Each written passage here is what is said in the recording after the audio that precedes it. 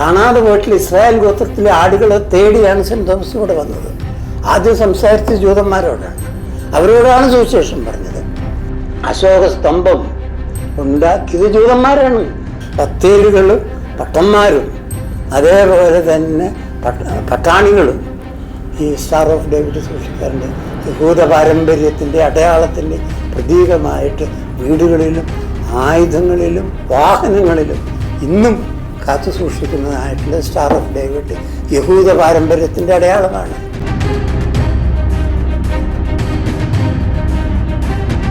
അങ്ങ് മുൻപ് പറഞ്ഞിട്ടുണ്ട്, സെൻറ് തോമസ് ഇവിടെ വരുന്നതിന് മുൻപ് തന്നെ ഇവിടെ യഹൂദരും ജൂത വിഭാഗങ്ങൾ ഇവിടെ BC കാലഘട്ടത്തിൽ തന്നെ ജൂത വിഭാഗങ്ങൾ ഇന്ത്യയിൽ എത്തി ഇവിടെ സ്ഥിരതാമസമായിരുന്നു.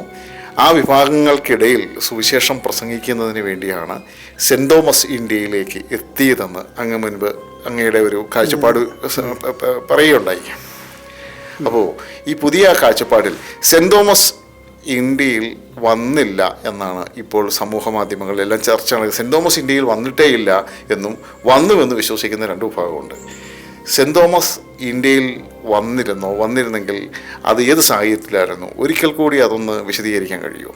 സെൻറ് തോമസ് കേരളത്തിലെത്തി, സുവിശേഷം പറഞ്ഞു, ഒരു വിഭാഗം ജനങ്ങളെ ക്രിസ്ത്യാനികളാക്കി എന്നുള്ള ഒരു ചരിത്ര സത്യം ഇവിടെ നിലനിൽക്കുന്നുണ്ട്. സെൻറ് തോമസ് കേരളത്തിൽ വന്നത് ഇന്ത്യക്കാരായിട്ടുള്ള ആൾക്കാരെ ക്രിസ്ത്യാനികളാക്കാനല്ല. സെൻറ് തോമസ് കേരളത്തിൽ വന്നത് ഇസ്രായേലിൽ നിന്നിട്ട് കാണാതെ പോയിട്ടുള്ള ജനവിഭാഗത്തെ, നഷ്ടപ്പെട്ട ജനവിഭാഗത്തെ, കാണാതായിട്ടുള്ള ജനവിഭാഗത്തെ അന്വേഷിച്ചെത്തി അവരോട് സുവിശേഷം പറയുകയാണ്. അതായത് സെൻറ് തോമസ് സുവിശേഷം പറഞ്ഞത് മുൻകാലത്തെ ഇസ്രായേലിൽ നിന്നിട്ട് രക്ഷപ്പെട്ടതായിട്ടുള്ള യഹൂദന്മാരോട് സുവിശേഷം പറയാനാണ്. അത് ബൈബിളിൽ മത്തായി 10:6 പറയുന്നതായിട്ടുള്ളൊരു കാര്യം വ്യക്തമായിട്ടും യേശുവിൻ്റെ തന്നെ ഒരു കൊട്ടേഷനുണ്ട്, ഉദ്ധരണിയുണ്ട്. കാണാതെ പോയിട്ടുള്ള ഇസ്രായേലുകളോട് പോയി സുവിശേഷം പറയുന്നു. ജാതികളുടെ അടുക്കൽ പോകാതെയും ശമര്യരുടെ പട്ടണത്തിൽ കടക്കാതെയും കാണാതെ പോയിട്ടുള്ള ഇസ്രായേൽ ഗോത്രത്തിലെ ആടുകളോട് നിങ്ങൾ സുവിശേഷം പറയൂ എന്നുള്ളതാണ് ശിഷ്യന്മാരോട് പറഞ്ഞത്. ഈ വാക്കുകൾ കേട്ടുകൊണ്ടു അവിടെ നിന്നിട്ട് ശിഷ്യന്മാരായിട്ടുള്ള യേശു ശിഷ്യന്മാർ വിവിധ നാടുകളിലേക്ക് പോയി. കുറേ പേര് ഗ്രീസിലേക്ക് പോയി, കുറേ പേര് ഈജിപ്തിലേക്ക് പോയി. അതിൽ കൂട്ടത്തിൽ ഒരാളായിട്ടുള്ള സെൻറ് തോമസ് ഇന്ത്യയിലേക്കും വന്നു. ഇന്ത്യയിലേക്ക് സെൻറ് തോമസ് വന്നത് ഇന്ത്യയുമായിട്ടും ഇസ്രായേലുമായിട്ടും ചരിത്രാതീത കാലം മുതൽ തന്നെ ഒരുപാട് വ്യാപാര ബന്ധങ്ങളും സുഹൃത്ത് ബന്ധങ്ങളും സഞ്ചാര യാത്രകളും ഉണ്ടായിരുന്നു എന്നുള്ളതിൻ്റെ ഒരുപാട് തെളിവുകളുണ്ട്. അങ്ങനെ സെൻറ് തോമസ് വടക്കേ ഇന്ത്യയിലേക്ക് ആദ്യമായിട്ട് സെൻറ് തോമസ് ആബാൻ എന്ന് പറയപ്പെടുന്നതായിട്ടുള്ള യഹൂദ വ്യാപാരിയുടെ കൂട്ടത്തിലാണ് ഉത്തരേന്ത്യയിൽ തക്ഷശിലയിൽ ഗോണ്ടഫറസ് രാജാവിൻ്റെ ദേശത്തിലേക്ക് എത്തിച്ചേരുന്നത്. അത് ഉത്തരമഹാപഥത്തിലൂടെയാണ്. ഉത്തരമഹാപഥം എന്ന് പറയുന്നത് മുമ്പ് കാലത്ത് ഈജിപ്തിൽ നിന്നിട്ട് തുടങ്ങി ഇസ്രായേൽ വഴി മേധ്യ വഴി ഇന്നത്തെ ടെഹ്റാൻ വഴി പിന്നീട് ഹീരാത്ത് വഴി കാബൂളിൽ എത്തിച്ചേർന്ന് അവിടെ നിന്ന് തക്ഷശിലയിൽ എത്തി വരുന്നതായിട്ടുള്ള വഴിയാണ്. തക്ഷശിലയിലെത്തിയിട്ടുള്ള വഴി വീണ്ടും കിഴക്കോട്ട് പോകുന്നു. അത് സിയാൽക്കോട്, പത്താൻകോട് വഴി, ഇന്ദ്രപ്രസ്ഥം വഴി, കാശി വഴി, പാടലീപുത്രം വഴി, പിന്നീട് ഇന്നത്തെ കൽക്കത്തയായിട്ടുള്ള പഴയ കാലത്തെ താമ്രലിപ്തിയിൽ പോയി അവസാനിക്കുന്നതാണ്. അതായത് താമ്രലിപ്തി മുതൽ പടിഞ്ഞാറ് ആഫ്രിക്കയുടെ ഉത്തര നഗരമായിട്ടുള്ള ഈജിപ്തിൽ ചെന്നു ചേരുന്നതായിട്ടുള്ള ഈ മഹാപഥം വ്യാപാരികളുടേതായിട്ടുള്ള ഒരു യാത്രാ വഴിയായിരുന്നു. ഈ യാത്രാ വഴിയിൽ കൂടിയിട്ട് ഇന്ത്യയിലെ തക്ഷശിലയിലെ, അതായത് ഉത്തരേന്ത്യയിൽ തക്ഷശിലയിലെ വ്യാപാര കേന്ദ്രത്തിലേക്ക് വരുന്നതായിട്ടുള്ള ഈ ലോസ്റ്റ് ട്രൈബിൽ നഷ്ടപ്പെട്ട ഇസ്രായേൽ കച്ചവടക്കാർ ജീവിച്ചിരുന്ന അവിടേക്ക് സെൻറ്റ് തോമസ് ഒരു വ്യാപാരിയായിട്ടുള്ള ഈജിപ്ഷ്യൻ ഇസ്രായേൽ വ്യാപാരിയായിട്ട് കച്ചവടക്കാരനായിട്ട് ഏബാൻ്റെ കൂട്ടത്തിൽ ഇവിടെ എത്തിച്ചേരുന്നത്. അവിടെ വരുന്നതിൻ്റെ കാരണം അവിടെ ധാരാളമായിട്ടുള്ള യഹൂദന്മാരുണ്ടായിരുന്നു. ഈ യഹൂദന്മാരെന്ന് പറയുന്നത് ലോസ്റ്റ് ട്രൈബ് ജ്യൂസാണ്. ഈ നഷ്ടപ്പെട്ട ഇസ്രായേൽ ഗോത്രത്തിലെ ജനം എന്ന് പറയുന്നവർ ഇസ്രായേലിനെ ആക്രമിച്ചതായിട്ടുള്ള അസീറിയൻ ചക്രവർത്തി സർഗോൺ രണ്ടാമൻ BC 722 ഇസ്രായേലിനെ ആക്രമിക്കുകയും 27,290 പേര് ബന്ദികളാക്കി കൊണ്ടുപോയി അസീറിയൻ സാമ്രാജ്യത്തിൻ്റെ ഭാഗമായിട്ടുള്ള ഹാലഹയിലും ഗോസാൻ നദീതീരത്തെ ഹാബോറിലും മേദ്യ പട്ടണത്തിലും പാർപ്പിച്ചു എന്നുള്ള കാര്യം വേദപുസ്തകങ്ങളിൽ രേഖപ്പെടുത്തിയിട്ടുണ്ട്, മറ്റ് ചരിത്ര പുസ്തകങ്ങളിലും രേഖപ്പെടുത്തിയിട്ടുണ്ട്. ഈജിപ്ഷ്യൻ അസീറിയൻ രേഖകളിലും രേഖപ്പെടുത്തിയിട്ടുള്ളൊരു കാര്യമാണ്. ഇങ്ങനെ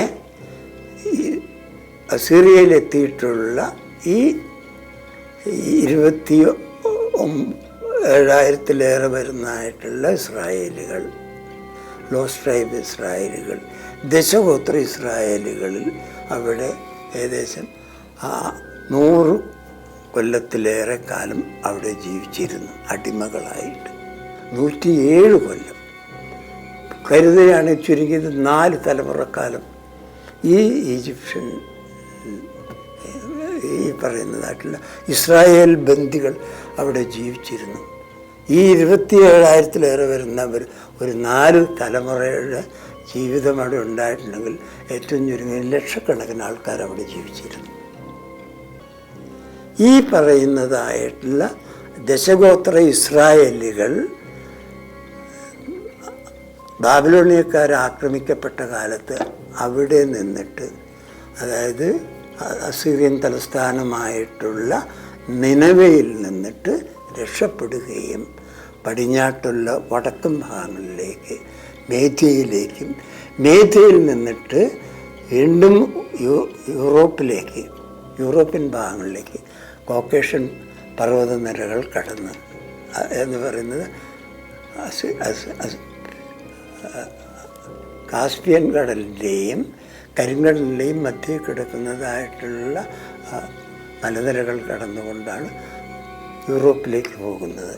അത് ഹംഗറിയിലും ജർമ്മനിയിലും സ്കാൻഡിനേവിയൻ രാജ്യങ്ങളിലും ഗ്രീസിലും ഫ്രാൻസിലും പോർച്ചുഗലിലും ഇംഗ്ലണ്ടിലും അർജന്റീനയിൽ എത്തിച്ചേർന്നതായിട്ടുള്ള ജനങ്ങൾ ഈ പറയുന്നതായിട്ടുള്ള എത്തിച്ചേർന്നു എന്നുള്ളതാണ്. ഇവിടെ ഇസ്രായേലുകൾ ജീവിച്ചിരുന്നതിൻ്റെ അടയാളങ്ങളായിട്ട് ഇസ്രായേൽ പാരമ്പര്യം അനുസരിച്ചിട്ടുള്ള ശവക്കല്ലറുകളിൽ ഇസ്രായേൽ യൂറോപ്പിലെ പല രാജ്യങ്ങളിലും ഗ്രീസിലും അയർലൻഡിലും ഇംഗ്ലണ്ടിലും കാണാവുന്നതാണ്. 50,000-ഓളം ശവക്കല്ലറുകൾ യൂറോപ്പിൽ കണ്ടെത്തിയിട്ടുണ്ട്, രേഖപ്പെടുത്തിയിട്ടുണ്ട്. ഇത് രേഖപ്പെടുത്തിയിട്ടുള്ളത് ഈ കല്ലറുകൾ ഇസ്രായേൽ കല്ലറകളിൽ താരതമ്യമുള്ളതായിട്ടുള്ളതാണ്. അതിൻ്റെ അർത്ഥം അവിടെ ലോസ്റ്റ് ട്രൈബ് ഇസ്രായേലുകൾ അവിടെ ജീവിച്ചിരുന്നു. ഇന്നിപ്പോൾ ഡെൻമാർക്ക് എന്ന് പറയപ്പെടുന്നതായിട്ടുള്ള രാജ്യം പോലും ദാൻ ഗോത്രത്തിൽപ്പെടുന്നതായിട്ടുള്ള ജനങ്ങളുടെ ദേശം എന്നുള്ളതിലാണ് ഡെൻമാർക്ക് അറിയപ്പെടുന്നത്. BC 607 ബാബിലോണിയൻ ചക്രവർത്തി നെബൂഖദ്നേസർ യഹൂദിയ ജെറുസലേം തലസ്ഥാനമായിട്ടുള്ള യഹൂദിയെ ആക്രമിക്കുകയും അവിടെ നിന്നിട്ട് 80,000-ഓളം പേരെ ബന്ദികളാക്കി ബാബിലോണിൽ കൊണ്ടുപോയി പാർപ്പിച്ചു, കുടിയിരുത്തി, അടിമകളാക്കി വേല ചെയ്യിക്കാൻ നിയോഗിക്കപ്പെട്ടു എന്നുള്ളത് വേദപുസ്തകങ്ങളിലും ചരിത്ര പുസ്തകങ്ങളിലും രേഖപ്പെടുത്തിയിട്ടുള്ളതാണ്. ഇതിനെ, ഈ അറസ്റ്റിനെ ദ ഗ്രേറ്റ് ബാബിലോണിയൻ ക്യാപ്റ്റിവിറ്റി എന്നാണ് ചരിത്ര പുസ്തകങ്ങളിൽ രേഖപ്പെടുത്തിയിട്ടുള്ളത്. അവിടെ യുദ്ധവേളയിൽ ഈ സമയത്ത് ചെങ്കടലിലേക്ക് തുറക്കുന്നതായിട്ടുള്ള ഇസ്രായേലിൻ്റെ തുറമുഖമുണ്ട്. ഏലോത്ത് തുറമുഖം. ഏലോത്ത് കടലിൽ നിന്നിട്ട് തർസീസ് കപ്പലുകളിൽ, വലിയ വൻകിട കപ്പലുകളിൽ നൂറ്റിക്കണക്കിന് ഇസ്രായേൽ യഹൂദയും ബെന്യാമിൻ ഗോത്രക്കാരും മാത്രമാണ് യഹൂദയിലുള്ളൂ. മറ്റ് ദശഗോത്ര ഇസ്രായേലുകൾ ആദ്യമേ പോയി. പിന്നീട് വരുന്നതായിട്ടുള്ള 2 ഗോത്രക്കാർ, യഹൂദ ഗോത്രവും ബെന്യാമിൻ ഗോത്രക്കാരനും ബന്ദികളാക്കി 10,000-കണക്കിന് പോയപ്പോൾ മറ്റൊരു വിഭാഗം കപ്പലിൽ കൂടിയിട്ട്, തർസീസ് കപ്പലിൽ കൂടിയിട്ട് 3-4 നിലകളുള്ള 1000-കണക്കിന് ആൾക്കാർക്ക് സഞ്ചരിക്കാവുന്നതായിട്ടുള്ള തർസീസ് കപ്പലുകളിൽ ചെങ്കടലിലൂടെ രക്ഷപ്പെട്ട് അവർ ഗൾഫ് പ്രദേശം കടന്നിട്ട് കറാച്ചി തുറമുഖ നഗരത്തിൽ എത്തിച്ചേർന്ന് ഇന്ത്യയിലേക്ക്, മണ്ണിലേക്ക് പ്രവേശിച്ചു എന്നുള്ളതാണ്. അങ്ങനെ കൊണ്ടുവന്നിട്ടുള്ള യഹൂദന്മാരും ബെന്യാമിൻ ഗോത്രവും ഇന്നത്തെ അഫ്ഗാനിസ്ഥാനിൻ്റെ, പാകിസ്ഥാനിൻ്റെ തുറമുഖ നഗരമായിട്ട് കറാച്ചി പരിസരങ്ങളിലും സിന്ധിലും മക്രോണിലും ബലൂചിസ്ഥാൻ മലനിരകളിലും അധിവാസം ഉറപ്പിച്ചു. അതിൽ ബെന്യാമിൻ ഗോത്രക്കാർ സരസ്വതി നദീ മുഖങ്ങൾ തീരത്താണ്, സരസ്വതി നദീ തീരങ്ങളിലുമാണ് അധിവാസം ഉറപ്പിച്ചതെങ്കിൽ യഹൂദ ഗോത്രക്കാർ അവർ ബലൂചിസ്ഥാൻ മലനിരകളിലാണ്. ആ കുന്നുകൾ ഇവർ കൂടുതലായിട്ട് യഹൂദന്മാർ അവിടെ പാർപ്പിച്ചിരുന്നു കൊണ്ടും അവർ ശലോമോൻ്റെയും ദാവീദിൻ്റെയും പേരിൽ അവിടെ അറിയപ്പെട്ടിരുന്നു കൊണ്ടും ആ പട്ടണം, ആ മലമ്പ്രദേശത്തെ ദാവീദിൻ്റെ പേരിൽ അറിയപ്പെടുന്നതായിട്ടുള്ള സുലൈമാൻ റേഞ്ച് എന്ന് പറയപ്പെടുന്നതായിട്ടുള്ള ശലോമോൻ കുന്നുകളായിട്ട് ബലൂചിസ്ഥാൻ മലനിരകൾ അറിയപ്പെടുന്നത്. അതാണ് ഇന്ന് നമ്മളുടെ ആറ്റ്ലസിൽ കാണിക്കുന്ന സുലൈമാൻ റേഞ്ച് ആണ്. ആ മലനിരകളിൽ, ബലൂചിസ്ഥാൻ മലനിരകളിൽ 1000-കണക്കിന് കല്ലറകളുണ്ട്. അതേപോലെ തന്നെ നന്നങ്ങാടികളും ഉണ്ട്. അതിൻ്റെ അർത്ഥം അവിടെ യഹൂദന്മാർ ജീവിച്ചിരുന്നു എന്നുള്ളതിൻ്റെ തെളിവാണ്. ഇപ്പോൾ ഈ പ്രദേശം, പാക് പ്രദേശം, ഇവരെ ജനങ്ങളെ നമ്മളുടെ ചരിത്ര പിതാവ് എന്നറിയപ്പെടുന്നതായിട്ടുള്ള ഹെറോഡോട്ടസ് ഈ പ്രദേശങ്ങളിൽ BC 450-കളിൽ ആ പ്രദേശങ്ങളിലൂടെ സഞ്ചരിക്കുകയും അവിടെ മറ്റ് 2 വിഭാഗം ജനങ്ങൾ ജീവിച്ചിരുന്നതായിട്ട് രേഖപ്പെടുത്തിയിട്ടുണ്ട്. ഒന്ന് പക്തിയാൻ എന്നറിയപ്പെടുന്നു. പക്തിയാൻ എന്നുള്ളത് ഇതിൻ്റെ പിന്നീടുള്ള രൂപമാണ് പത്താൻ എന്നുള്ളത്. ദശഗോത്ര ഇസ്രായേലുകളുടെ, പിന്നെ എപ്രിട്ടായി എന്ന് പറയപ്പെടുന്ന എഫ്രിഡികളും, രണശൂരരായിട്ടുള്ള ആക്രമശീലികളായിട്ടുള്ള ഒരു 2 വിഭാഗം ജനങ്ങളാണ് ഇവരെ രേഖപ്പെടുത്തിയിട്ടുള്ളത്. പക്ത്യാൻ എന്നും അതേപോലെ തന്നെ എപ്രട്ടായി എന്നും പറയപ്പെടുന്ന എഫ്രിഡികളും. ഈ ജനങ്ങളാണ് പിൽക്കാലത്ത് പിന്നീട് നമ്മൾ റാവുമാരും റെഡ്ഡിമാരുമായിട്ട് തീർന്നത്. റാവു എന്നുള്ളത് ദാവു എന്നുള്ള വാക്കിൽ നിന്നിട്ടാണ്. ദാവുമാരാണ് റാവുമാരായിട്ട് തീർന്നത്. എപ്രട്ടായികളാണ് മറ്റ് റെഡ്ഡിമാരായിട്ടും രൂപാന്തരപ്പെടുന്നത്. അവരാണ് ഇന്നിപ്പോൾ ഇന്ത്യയിലുള്ള റെഡ്ഡിമാരും റാവുമാരും. BC 530 പേർഷ്യൻ ചക്രവർത്തിയായിട്ടുള്ള കോരശ് എന്ന് പറയുന്ന സൈറസ് ഇന്ത്യയെ ആക്രമിക്കുന്നു. ഇന്ത്യ എന്ന് പറയുന്നത് അഫ്ഗാനിസ്ഥാനെയും പാകിസ്ഥാൻ പ്രദേശങ്ങളിൽ ആക്രമിച്ച് കാബൂൾ ആദ്യമായിട്ട് പിടിച്ച് അവരുടെ ഭാഗത്ത് കൂട്ടിച്ചേർന്ന് 530. പിന്നീട് 515 ദാരിയൂസ് ചക്രവർത്തി തെക്കൻ പ്രദേശങ്ങൾ, തെക്കൻ പ്രദേശം എന്ന് പറയുന്നതായിട്ടുള്ള സരസ്വതി നദീതീര പ്രദേശങ്ങളെ കീഴടക്കി ബന്ദികളാക്കി പൂർണ്ണമായിട്ടും ഇന്നത്തെ സിന്ധു നദിയുടെ പടിഞ്ഞാറ് ഭാഗം പൂർണ്ണമായിട്ടും പേർഷ്യൻ സാമ്രാജ്യത്തിലേക്ക് കൂട്ടിച്ചേർക്കുകയും അത് 20ാമത്തെ സത്രാവിയാക്കി മാറ്റുകയും ചെയ്തു എന്നുള്ളതാണ്. ഇന്ന് ഒരു പേർഷ്യൻ സാമ്രാജ്യത്തിൻ്റെ 20ാമത്തെ സത്രാവിയായിട്ടുള്ള പ്രദേശത്ത് സിന്ധു നദിയുടെ പടിഞ്ഞാറ് ഭാഗം ഇന്നത്തെ പാകിസ്ഥാനും അഫ്ഗാനിസ്ഥാനും ഉൾക്കൊള്ളുന്നതായിട്ടുള്ള പ്രദേശം പേർഷ്യൻ സാമ്രാജ്യത്തിൻ്റെ ഭാഗമായിട്ട് ചേർക്കുകയും ഉണ്ടായി. അവർ ആ യുദ്ധവേളയിൽ BC 530 515 യുദ്ധവേളകളിൽ അവിടെ നിന്നിട്ട് പേർഷ്യൻ സാമ്രാജ്യത്തിൽ പെടുന്നതായിട്ടുള്ള പ്രദേശങ്ങളിലെ ദശഗോത്ര ഇസ്രായേലികൾ വലിയൊരു വിഭാഗം ഗംഗാതടത്തിലേക്കും മറ്റൊരു വിഭാഗം തെന്നിന്ത്യയിലേക്കും സിന്ധ്, ഗുജറാത്ത്, മഹാരാഷ്ട്ര എത്തിച്ചേർന്ന് കർണാടകത്തിലും എത്തിച്ചേർന്ന് തെലുങ്ക് ദേശങ്ങളിലും എത്തിച്ചേർന്നു എന്നുള്ളതാണ്. അപ്പോൾ ദക്ഷിണ മഹാപഥത്തിലൂടെയിട്ട് ഇവർ ഇന്ത്യയിലേക്ക് ഈ ദശഗോത്ര ഇസ്രായേലുകളിലും ഇസ്രായേൽ ജനവിഭാഗം ഇവിടെ എത്തിച്ചേർന്നു. അങ്ങനെ തെന്നിന്ത്യയിൽ എത്തിച്ചേർന്നിട്ടുള്ള സരസ്വതി നദീതടത്തിൽ നിന്ന് എത്തിയിട്ടുള്ള ആ ജനതയാണ് ഗൗഡസാരസ്വതർ എന്ന് പറയുന്നതായിട്ടുള്ള ഇസ്രായേലുകൾ. സരസ്വതി നദീതടത്തിലെ ഗോഡ് പ്രദേശത്ത് ജീവിച്ചിരുന്നതായിട്ടുള്ള ഇസ്രായേലുകൾ ബെന്യാമിൻ ഗോത്രക്കാരാണ്. ഈ ബെന്യാമിൻ ഗോത്രക്കാരെയാണ് ഗൗഡസാരസ്വതർ എന്നത്. ഈ ഗൗഡസാരസ്വതരെയാണ് ഇന്ന് നമ്മൾ അറിയുന്നതായിട്ടുള്ള കൊങ്കിണികൾ.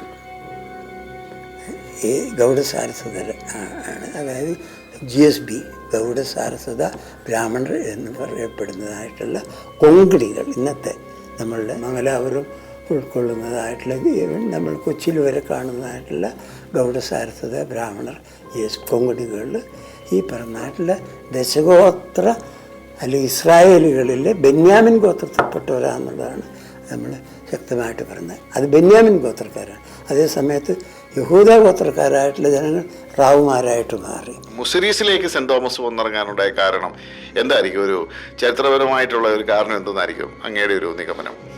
സെൻറ് തോമസ് ആദ്യമായിട്ട് ഇന്ത്യയിൽ വരുന്നത് വടക്ക് പടിഞ്ഞാറ് ഇന്ത്യയിൽ തക്ഷശിലയിലാണ്.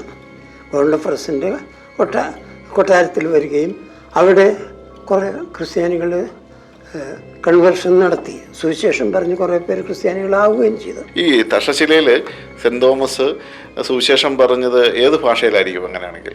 തീർച്ചയായും അവിടെ സുവിശേഷം പറഞ്ഞത് അവിടുത്തെ ജൂതന്മാരോട് തന്നെയാണ്. അവിടെ ജൂതന്മാരുണ്ടായിരുന്നു എന്നുള്ളതിൻ്റെ ഏറ്റവും വലിയ തെളിവ് അശോക ചക്രവർത്തിയുടെ ശിലാലിഖിതത്തിൽ അരാമ്യ ഭാഷയിലുള്ള ലിഖിതമുണ്ട്. കണ്ഡഹാറിൽ ഗാന്ധാരം എന്ന് പറഞ്ഞ കണ്ഡഹാറിൽ ഈ കണ്ടഹാറിലുള്ള അരാമ്യ ഭാഷയിലുള്ള അശോകൻ്റെ ലിഖിതം ഇപ്പോഴും സൂക്ഷിക്കപ്പെട്ടിട്ടുണ്ട്, ഇപ്പോഴും ഉണ്ട്. അതിൻ്റെ അർത്ഥം അശോകൻ BC 275 ഈ സ്ഥാപനം ഉണ്ടാക്കുന്നത്. അപ്പോൾ BC 75 ഒരുപാട് ജൂതന്മാർ ജീവിച്ചിരുന്നതായിട്ടുള്ള പ്രദേശമാണ് വടക്ക് പടിഞ്ഞാറ് ഇന്ത്യ.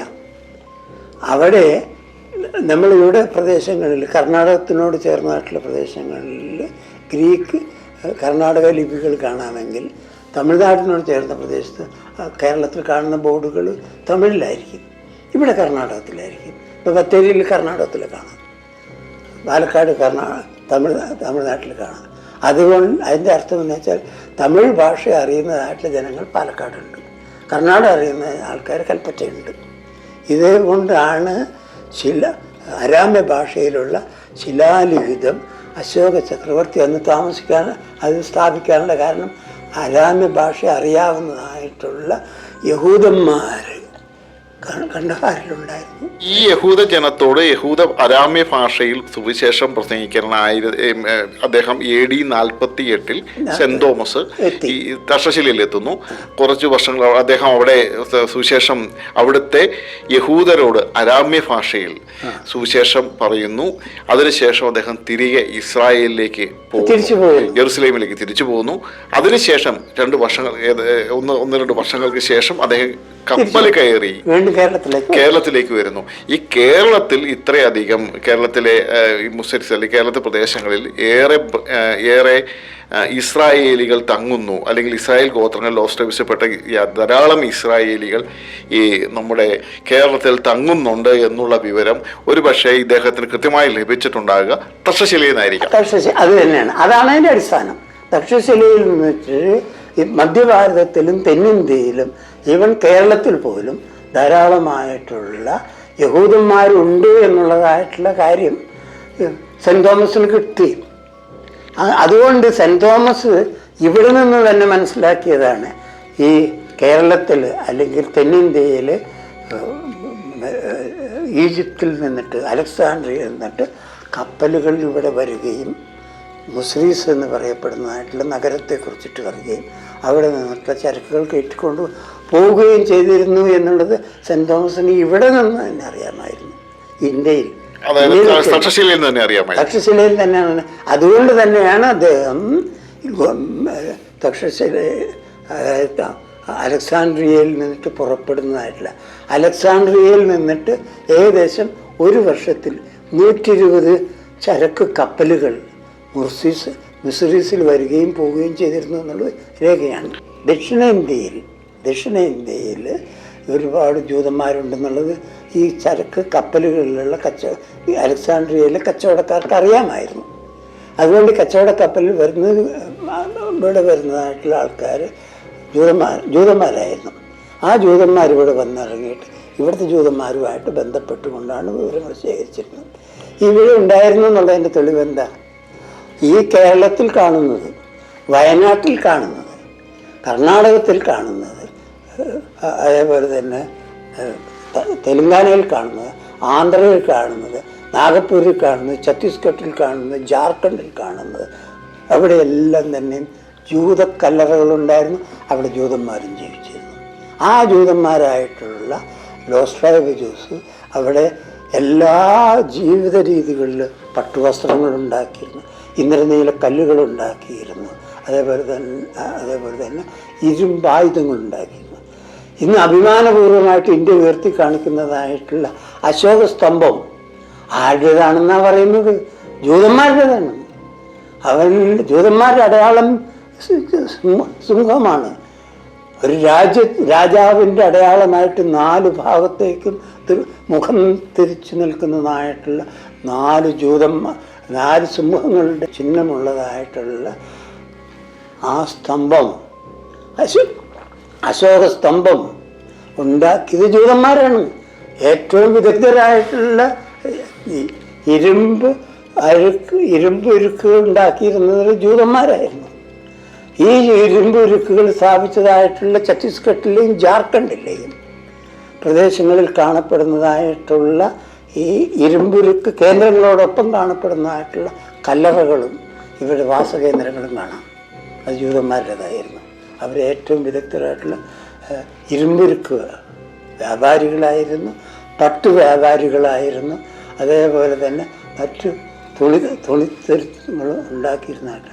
അപ്പോൾ ജനങ്ങളുടെ ആവശ്യങ്ങൾക്ക് ഉള്ള എല്ലാ കച്ചവടവും ചെയ്തിരുന്നതായിട്ടുള്ള രത്നങ്ങളും സ്വർണവും ഇരുമ്പും പട്ടുവസ്ത്രങ്ങളും മറ്റ് കാർഷികോപകരണങ്ങൾ, കത്തി കോടാലി പോലെയുള്ളതും ആയുധങ്ങളുമായിട്ടുള്ള വാളും കുന്തവും അടക്കമുള്ളതായിട്ടുള്ള ആയുധ വ്യാപാരികളുമായിരുന്നു, പാത്ര വ്യാപാരികളായിരുന്നു, തുണി വ്യാപാരികളായിരുന്നു, കച്ചവടക്കാരായിരുന്നു. അങ്ങനെയാണ് ജൂതന്മാരിവിടെ സമ്പന്നരായിട്ട് മാറിയത്. ഇത്തരത്തിലുള്ള സമ്പന്നവും സജീവവും വളരെ ഒരു വലിയൊരു കമ്മ്യൂണിറ്റിയായി, സമ്പന്നമായിട്ടുള്ള ഒരു കമ്മ്യൂണിറ്റിയായി എല്ലാ വ്യാപാര വ്യവസായങ്ങളിലും എല്ലാം ഇടപെട്ട് ജീവിച്ചിരുന്ന ആ ജൂത സമൂഹത്തിലേക്കാണ് സെന്റ് തോമസ് AD 52 വരുന്നത്. അദ്ദേഹം വന്നിട്ട് ഇവിടെ ഇന്ത്യക്കാരായിട്ടുള്ള ആളുകളെ ഇദ്ദേഹം, അതായത് ഇന്ത്യയിലുള്ള മറ്റു വിഭാഗങ്ങളോട് ഇദ്ദേഹം സുവിശേഷം പ്രസംഗിച്ചിട്ടുണ്ടാവുമോ? വളരെ കുറവാണ് സുവിശേഷം അവരോട് സംസാരിച്ചില്ല. കാരണം ഒന്ന്, സെൻറ് തോമസ് അവരന്വേഷിച്ചത് ലോസ്റ്റ് ട്രൈബിനെയാണ്. കാണാതെ പോയിട്ടുള്ള ഇസ്രായേൽ ഗോത്രത്തിലെ ആടുകളെ തേടിയാണ് സെൻറ് തോമസ് ഇവിടെ വന്നത്. ആദ്യം സംസാരിച്ച ജൂതന്മാരോടാണ്, അവരോടാണ് സുവിശേഷം പറഞ്ഞത്. അവരോട് സുവിശേഷം പറഞ്ഞ് അവരാണ് ആദ്യമായിട്ട് കേട്ടത്, ഉൾക്കൊള്ളത് അവർ തന്നെയാണ്. അന്ന് ദശഗോത്ര ഇസ്രായേലുകളിൽപ്പെട്ട പത്തന്മാരാണ്, 10 ഗോത്രക്കാരെയാണ് പത്തന്മാരെന്ന് പറയുന്നത്. അവരെയാണ് 10 ദൈവങ്ങളിൽ വിശ്വസിക്കുന്നതായിട്ടുള്ള ദശഗോത്രങ്ങളിൽ വിശ്വസിക്കുന്ന അവരെയാണ് പത്തേലുകൾ. ഈ പത്തന്മാരല്ലേ അവരുടെ സ്റ്റാർ ഓഫ് ഡേവിഡ്, അതായത് സ്റ്റാർ ഓഫ് ഡേവിഡ് അവർ സൂക്ഷിക്കുന്നത്. അത് യഹൂദന്റെ അടയാളമായിട്ടുള്ള ദാവീദിന്റെ ചിഹ്നമാണ്. ദാവീദിന്റെ നക്ഷത്രം സ്റ്റാർ ഓഫ് ഡേവിഡാണ്. അതിന് വൃത്തം ചേർക്കുന്നതാണ് ശ്രീചക്രം. ഐശ്വര്യത്തിൻ്റെ അടയാളമായിട്ട് പത്തേലുകളും പട്ടന്മാരും അതേപോലെ തന്നെ പട്ടാണികളും ഈ സ്റ്റാർ ഓഫ് ഡേവിഡ് സൂക്ഷിക്കാറുണ്ട്. യഹൂദ പാരമ്പര്യത്തിൻ്റെ അടയാളത്തിൻ്റെ പ്രതീകമായിട്ട് വീടുകളിലും ആയുധങ്ങളിലും വാഹനങ്ങളിലും ഇന്നും കാത്തു സൂക്ഷിക്കുന്നതായിട്ടുള്ള സ്റ്റാർ ഓഫ് ഡേവിഡ് യഹൂദ പാരമ്പര്യത്തിൻ്റെ അടയാളമാണ്. ആ യഹൂദന്മാരുടെ ഇടയിലേക്കാണ് സെൻറ് തോമസ് വന്ന് സുവിശേഷം പറയുന്നത്.